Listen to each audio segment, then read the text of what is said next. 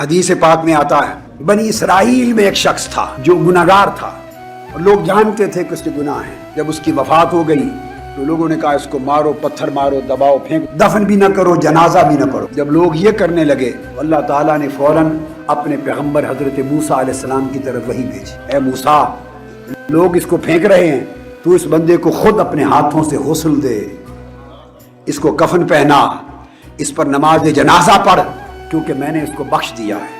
حضرت موسیٰ نے عرض کی اسے کس عمل کی وجہ سے بخش دیا ہے کہ میں اس کو غسل دوں اور جنازہ پڑھاؤں؟ اتنا درجہ عطا کیا. اللہ پاک نے فرمایا قال انہ فتح التوراۃ یوما فوجد فیہا اسم محمد صلی اللہ علیہ وسلم فصلی علیہ وقد غفرت لہ بذلک.